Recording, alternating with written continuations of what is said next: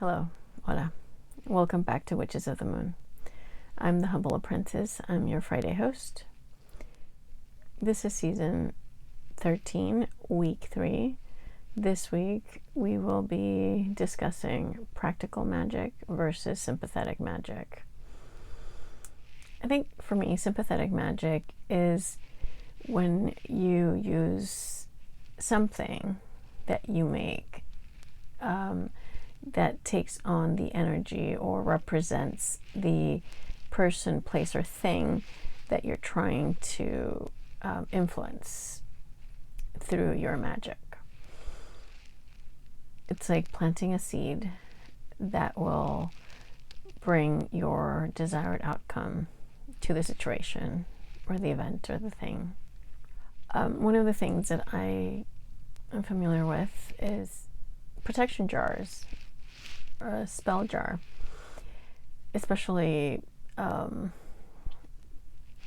like a protection jar that you bury in by your property.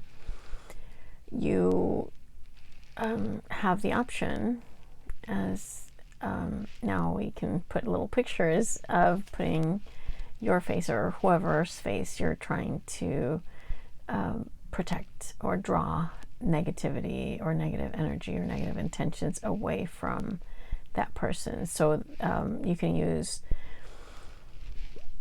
parts of them like hair, nails, urine, blood, so that it takes on the energy of the person that the jar is being created for. Another item that we've spoken about here before, but I believe a gree bag for protection is also very similar to a spell jar.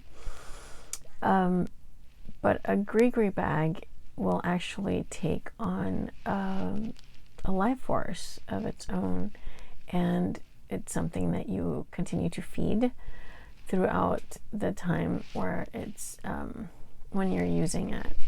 So you also put elements like hair or nails or a picture of the person in the gree bag, along with herbs and crystals and oils, and then you symbolically tie it up to protect it, and then you feed it with different elements. It could be some type of spirit or an oil, protection oil or health oil, or depending on whatever the gree bag is being made for, protection or health or healing. And then candle magic. I think candle magic is a perfect example of sympathetic magic, because you can carve the name of the person that you're wanting to change the outcome or influence. You can dress it with herbs and set crystals around it and burn it, and you can also carve it with the image of whatever element you need to change. Next is sigil magic. The way that I work with sigil magic is that I take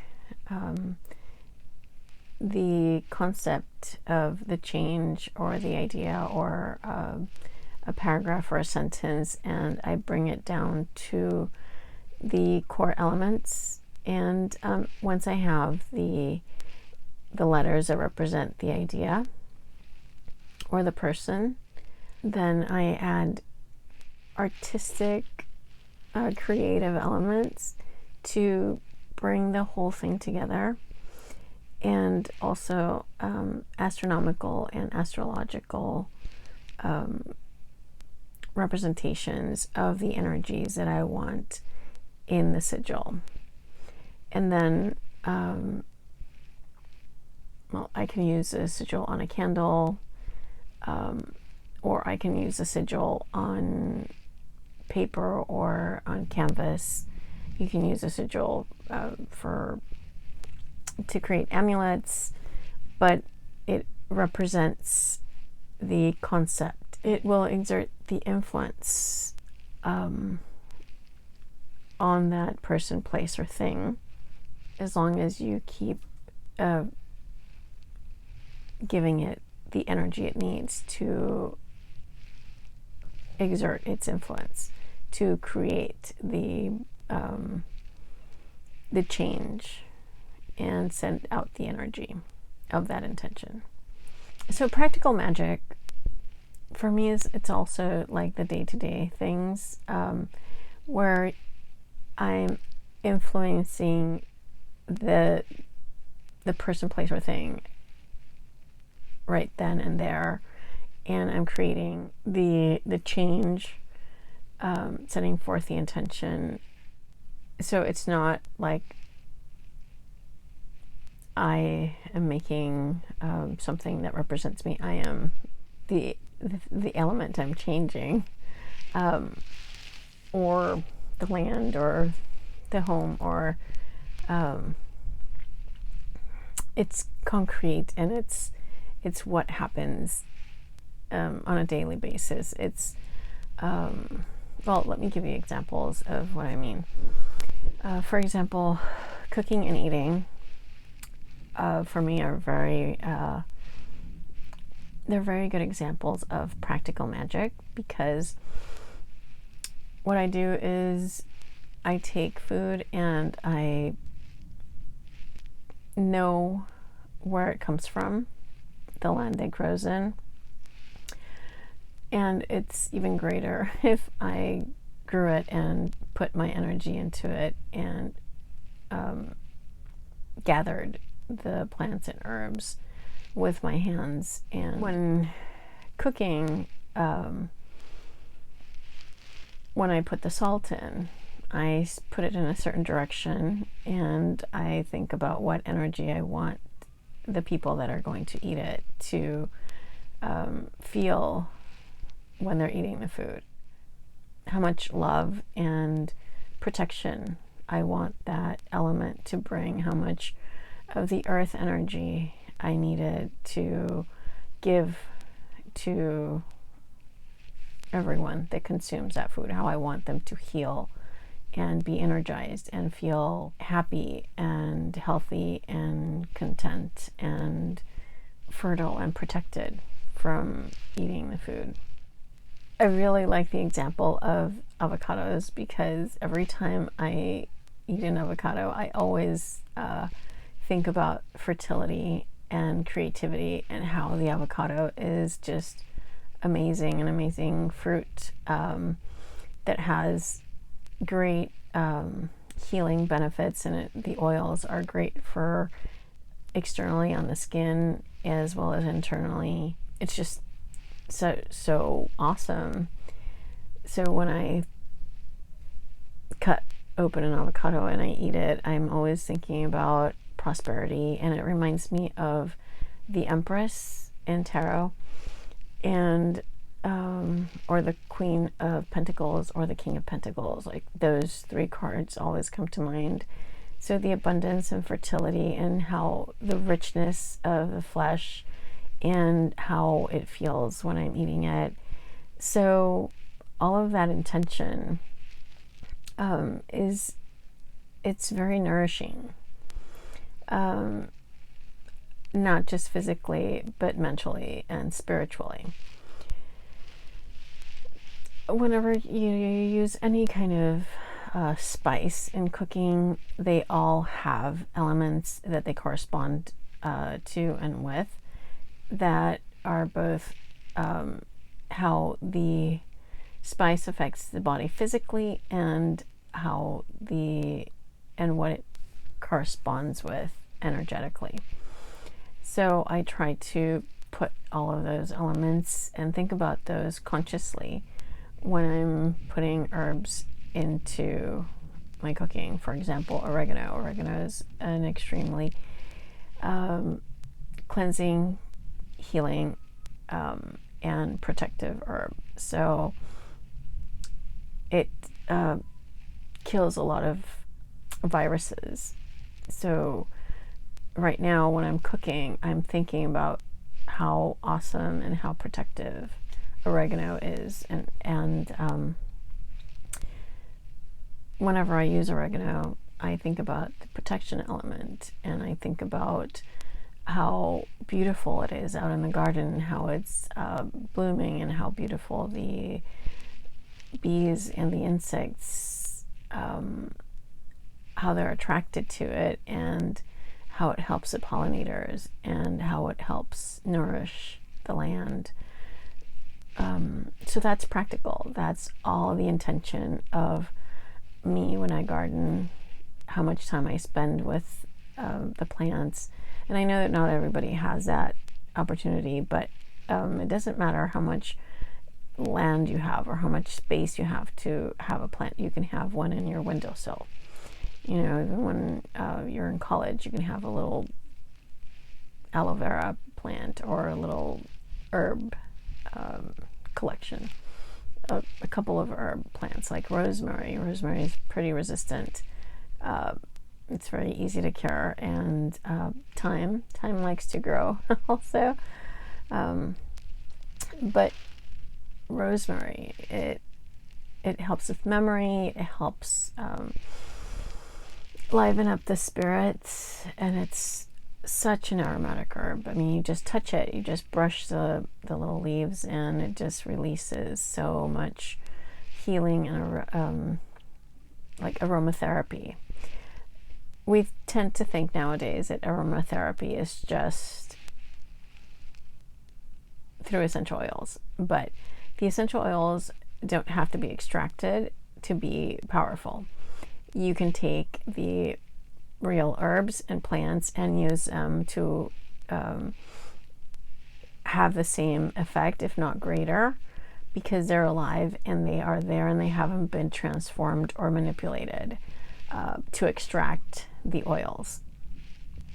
I've been going out and just walking, you know, taking a walk in the afternoon, walking in the neighborhood, and just smelling the different flowers, because they all have a different scent. They all affect us differently. They all have a practical aromatic stimulus to our senses, which elicits a different reaction from us. You know, every flower has a different aroma that stimulates us differently. Queen Anne's lace has a very subtle, very delicate aroma that is not as like full of punch like the rose, but the rose is just, it's just so beautiful, you know. But Queen Anne's lace is just as beautiful and just as powerful, just not as strong. And it affects, it brings like a lightness of spirit when you're taking in the aroma. So that to me is practical magic. Setting up physical wards around your space, around your apartment, around your home, or around your property. So walking around and physically taking steps, and there are videos to explain how to set up wards, but you physically go around the entire perimeter of your property and you put up an energetic barrier that only allows what you want in, only the energy that you need to come close to you or your loved ones, you know, can penetrate or can come, only what you welcome, if that makes sense. Okay, another type of practical magic is making oils, tinctures, or brews. Those are physical things, tangible things that you are doing that will have a physical effect on the person that, or place or thing that you are making them for. And like I said, just thinking about what each element has, what each herb represents, how they interact with one another, and how they will interact with you and with the space where you use them. Another practical, physical, very tangible thing is cleansing, clearing, and cleaning. That is all practical. It is a physical action that you take to change and to clear and to remove unwanted energy from a person, place, or thing. So yeah,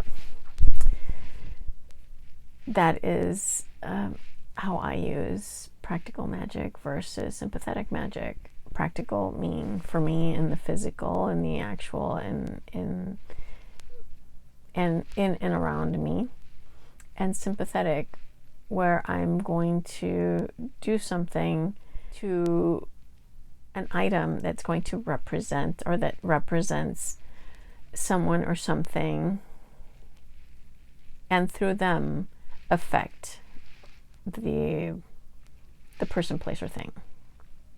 So